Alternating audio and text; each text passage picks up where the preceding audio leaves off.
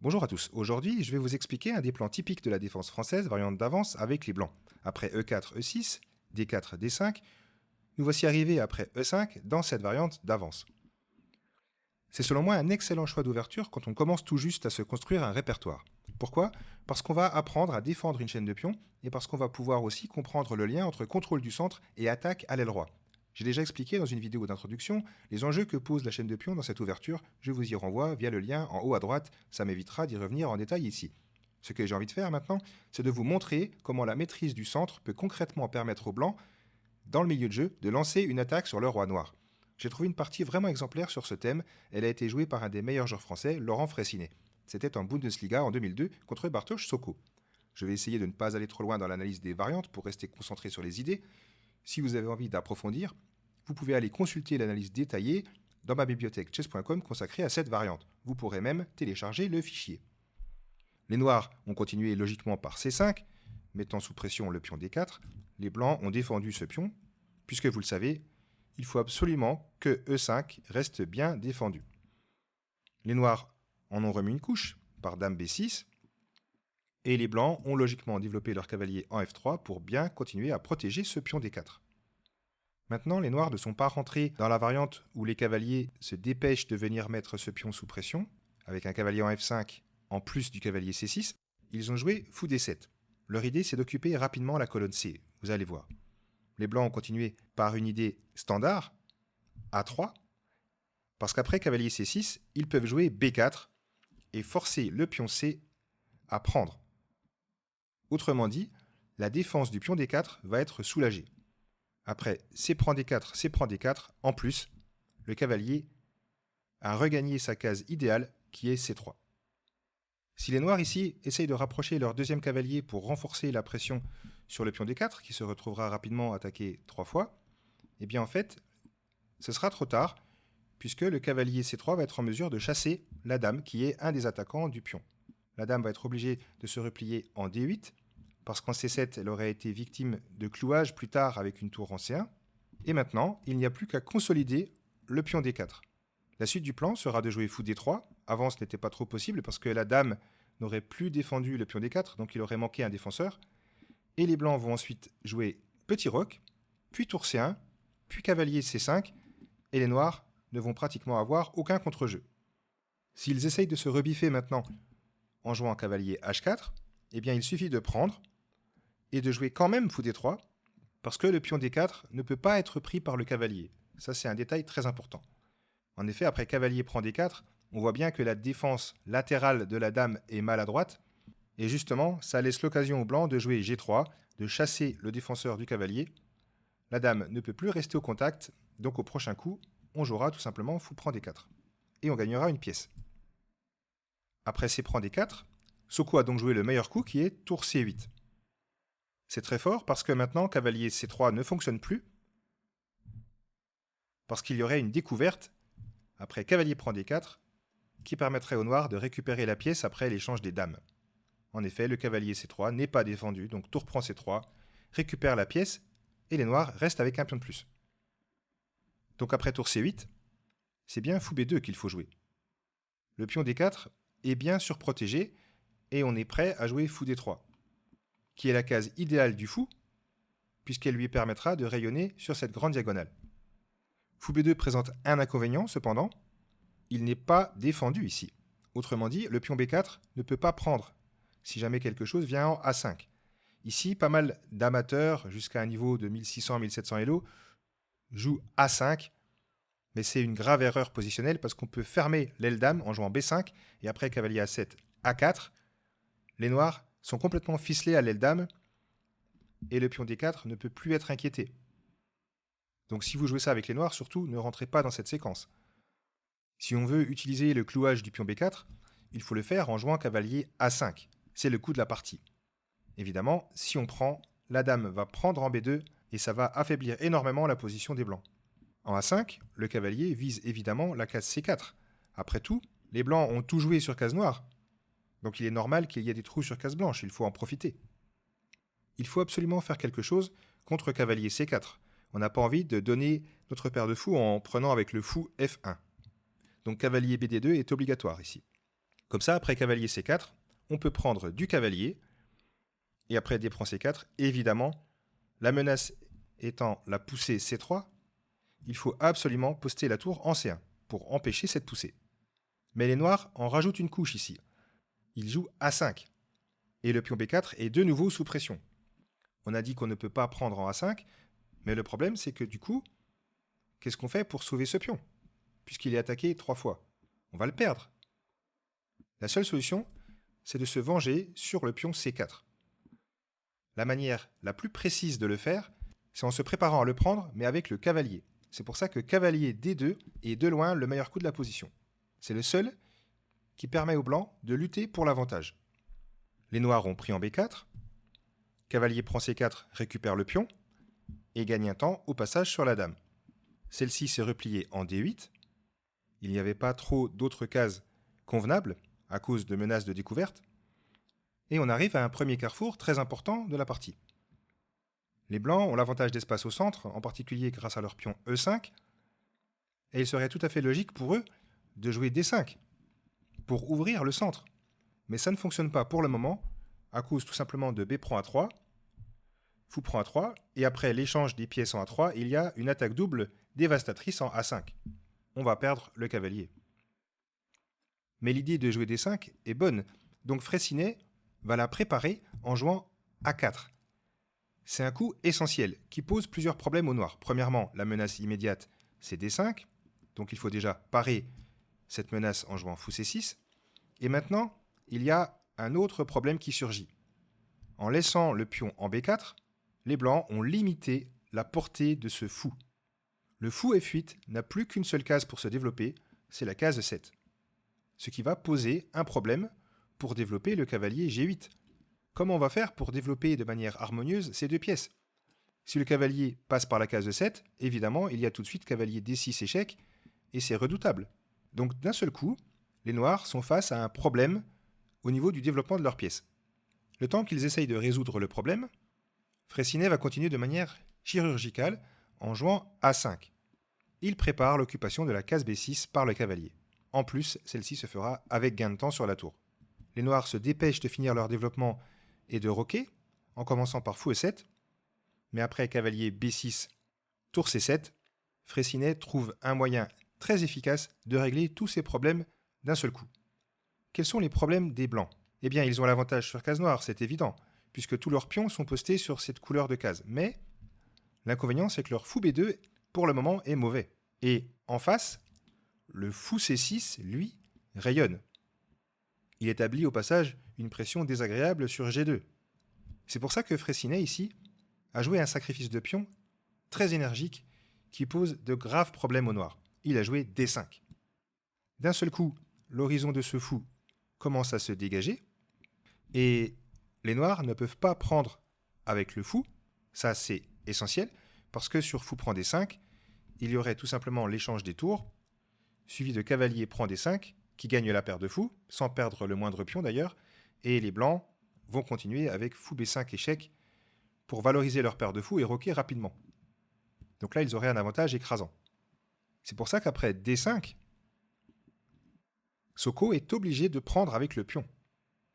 Et maintenant, le fou C6, d'un seul coup, se retrouve complètement enterré. Il y a un deuxième élément qui est peut-être plus grave encore. La case F5 n'est plus contrôlée par un pion en E6, ce qui veut dire que ce cavalier ne pourra plus s'y rendre dans de bonnes conditions.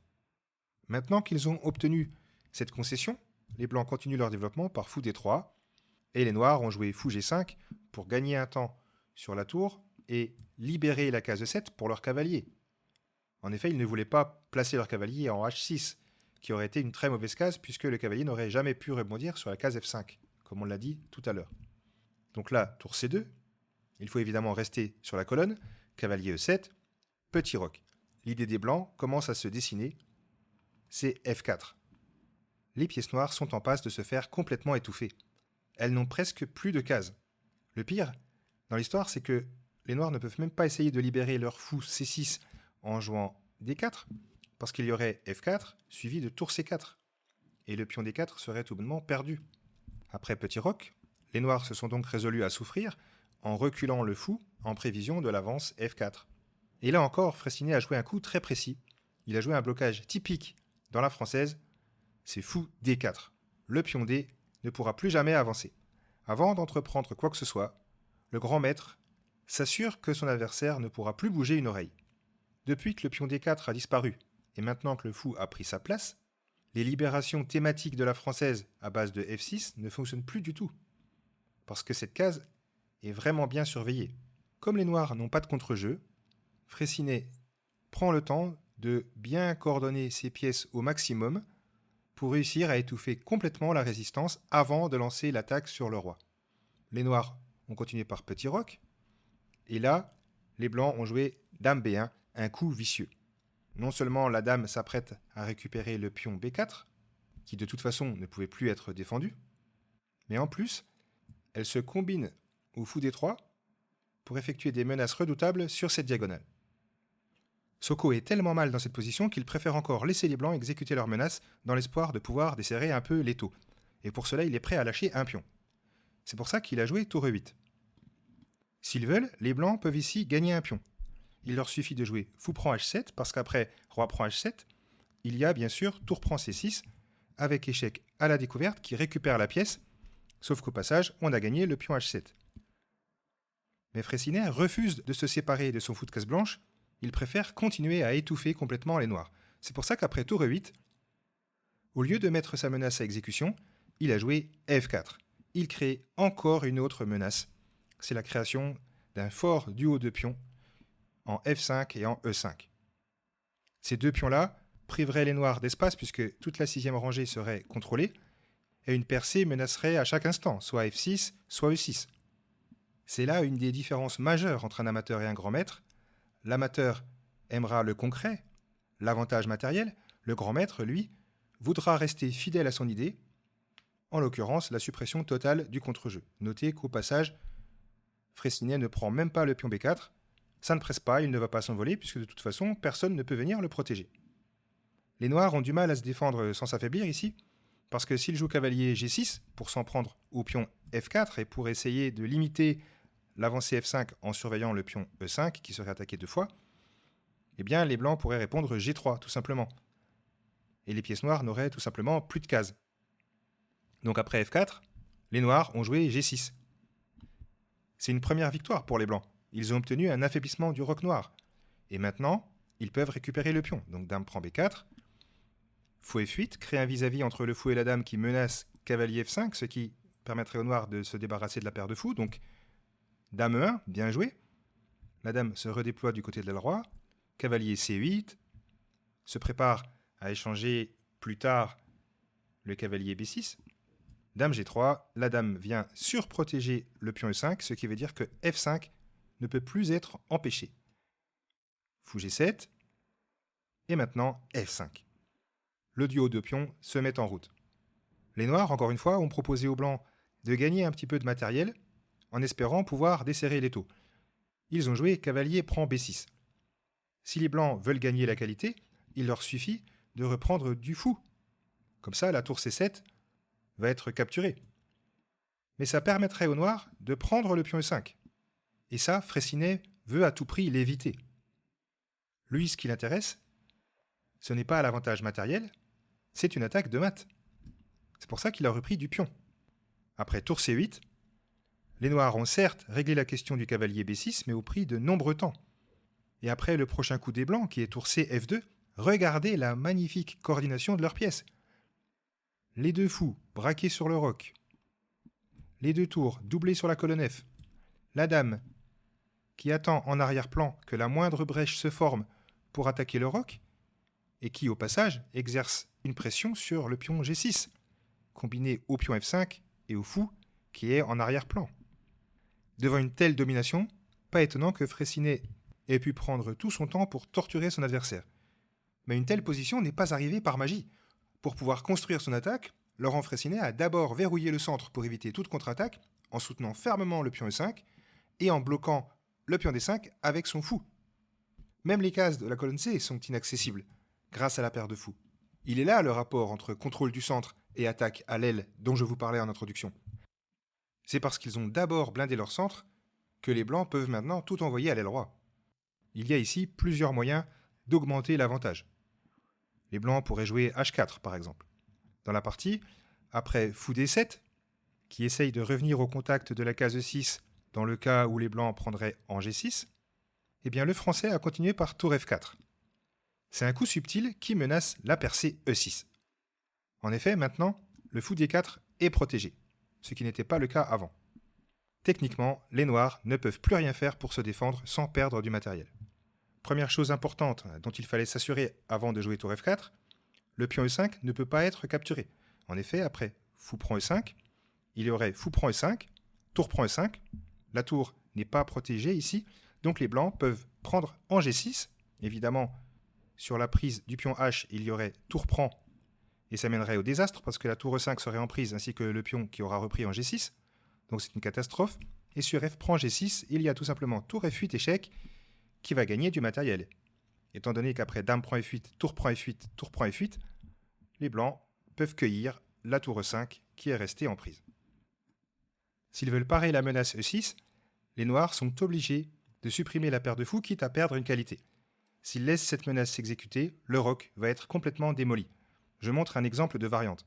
Après tour A8, il y aurait donc E6. Si les noirs prennent, alors on pousse le pion, on attaque le fou, et dans la foulée, on jouera F7 échec, qui créera une attaque double entre le roi et la tour. Et sur fou prend D4 échec, il y a tour prend D4. Et là encore, la prise en E6 est impossible à cause de la prise en G6 qui démolirait entièrement le roc. Il serait facile de mater, étant donné que le roi n'a plus aucun défenseur alors que toutes les pièces blanches convergent vers lui. Dame prend B6 ne serait d'aucun secours, il suffirait de prendre F7 sur échec, et après roi prend F7 de prendre en G6 avec échec double, et le roi noir va se faire mater dans pas longtemps. Après tour F4, Soko s'est donc résolu à jouer tour C4.